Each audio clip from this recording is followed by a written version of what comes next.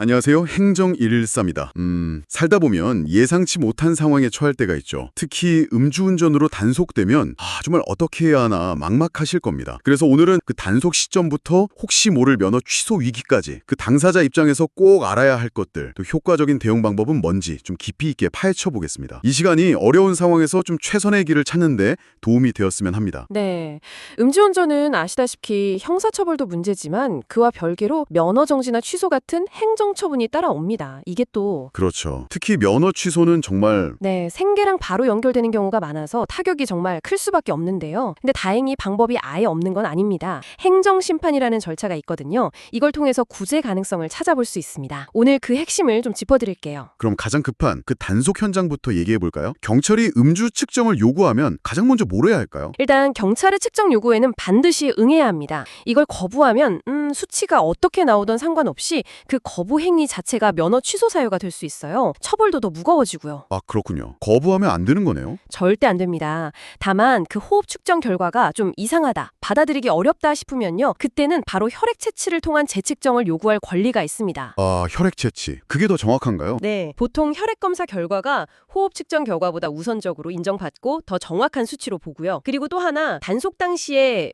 마지막 술 마신 시간이나 양, 운전하게 된 경위 같은 걸 최대한 정확하게 기억해 두시는 게 좋습니다. 나중에 진술할 때 중요하거든요. 네, 기억해 두는 게 중요하군요. 단속이 끝나면 이제 경찰 조사를 받게 되잖아요. 이때는 좀 어떻게 임하는 게 좋을까요?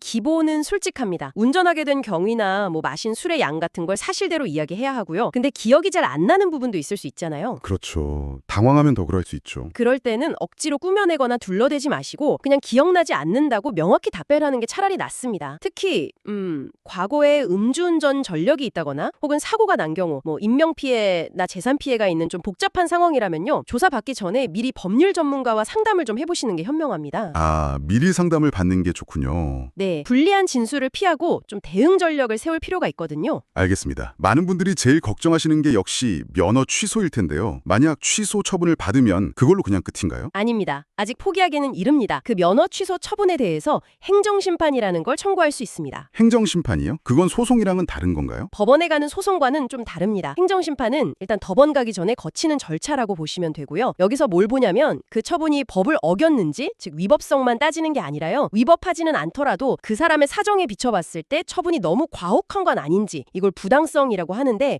이 부당성까지 같이 판단합니다. 아, 위법하지 않아도 너무 과하다 싶으면 구제될 수도 있다. 그렇죠. 바로 그 지점에서 구제 가능성이 열리는 겁니다. 그렇군요. 그럼 그 행정심판에서 좀 좋은 결과를 얻으려면 어떤 점들을 좀 강조해야 할까요? 여러 조건들이 있던데요. 네, 여러 가지를 종합적으로 보긴 하는데요.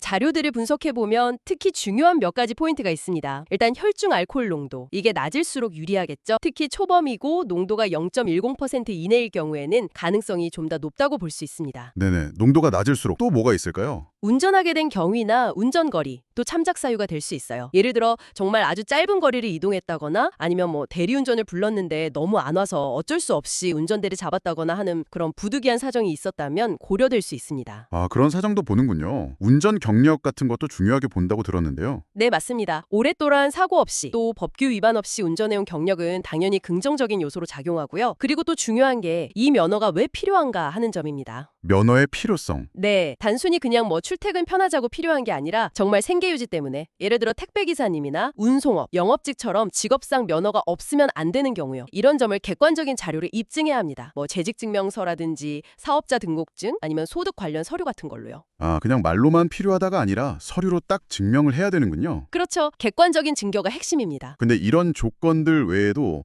더 중요하게 보는 게 있을 것 같은 느낌인데요. 아, 정확히 보셨습니다. 네, 자료들을 쭉 종합해봤을 때 사실상 가장 결정적인 영향을 미치는 건요. 얼마나 진심으로 반성하고 있느냐, 그리고 다시는 음주운전을 하지 않기 위해 어떤 구체적인 노력을 하고 있느냐, 이걸 보여주는 겁니다. 아, 반성과 노력. 네, 그냥 반성문 한 장 써내는 게 아니고요. 정말 진심이 느껴지는 반성문, 그리고 주변 사람들의 탄원서도 도움이 될 수 있고요. 거기에 더해서 금주 서약을 한다든지 알코올 중독 관련 치료를 받고 있다는 확인서, 음주운전 예방교육 이수증, 평소에 대리운전을 자주 이용했던 내역 같은 거요. 이런 실질적인 노력을 증명하는 자료들이 정말 중요합니다. 그냥 먹고 살기 힘드니 봐달라는 식의 호소만으로는 사실 설득력이 많이 부족하죠. 그렇군요. 결국에는 면허가 꼭 필요한 사정도 중요하지만 그것만큼이나 내가 얼마나 깊이 반성하고 있고 다시는 이런 잘못을 저지르지 않겠다는 의지를 구체적인 행동과 증거로 보여주는 게 핵심이네요. 정확합니다. 네. 특히나 이게 뭐 재범이거나 사고가 나서 인명이나 재산 피해가 발생했거나 혹은 그 측정된 수치 자체에 좀 다툼의 여지가 있거나 아까 말씀드린 생계형 운전자처럼 사안이 좀 복잡하게 얽혀있는 경우일수록요. 처음 대응부터 행정심판 준비까지 음주운전 사건 경험이 많은 법률 전문가나 저희 같은 행정 전문가의 도움을 받는 것이 필수적입니다. 혼자 하기보다는 전문가와 함께. 네, 서류 준비부터 시작해서 전체적인 절차 진행까지 좀 체계적인 조력을 받는 것이 현실적으로 구제 가능성을 높이는 가장 확실한 길이라고 할 수 있습니다. 네, 오늘 말씀 쭉 들어보니까 정리가 되네요. 음주운전 단속에 걸리면 일단 침착하게 측정에 응하되 혈액 채취 요구 같은 내 권리도 좀 알고 있어야 하고